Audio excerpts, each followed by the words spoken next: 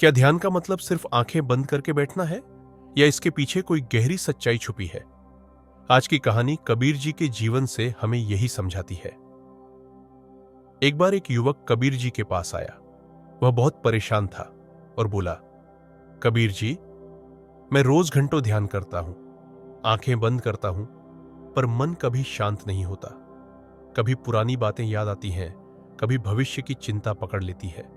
असली ध्यान आखिर है क्या? कबीर जी मुस्कुराए और बोले, बेटा, ध्यान आंखें बंद करने का नाम नहीं है।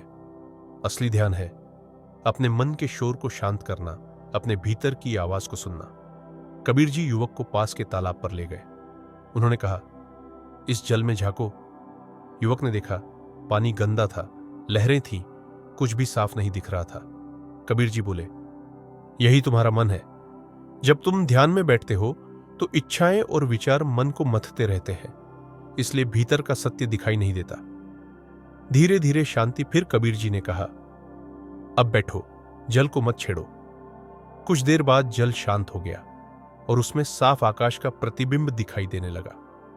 कबीर जी मुस्कुराए और बोले, देखो, जब मन की लहरें शांत हो जाती हैं तो आत्मा में परमात्मा का प्रतिबिंब साफ दिखाई देता है।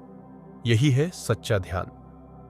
युवक ने भावभीनी आंखों से कबीर जी को प्रणाम किया और बोला, अब मैं समझ गया कबीर जी, ध्यान किसी तकनीक का नाम नहीं, बल्कि भीतर की शांति और जागरूकता का मार्ग है। दोस्तों, यह कहानी हमें सिखाती है कि ध्यान केवल आंखें बंद करने का अभ्यास नहीं है। ध्यान वह अवस्था है जब मन की हलचल रुक जाए और आत्मा में परमात्मा का आकाश साफ झलकने लगे। अगर आपको यह कहानी अच्छी लगी हो तो चैनल को सब्सक्राइब करें और अपने विचार कमेंट में जरूर लिखें। आप सभी का धन्यवाद।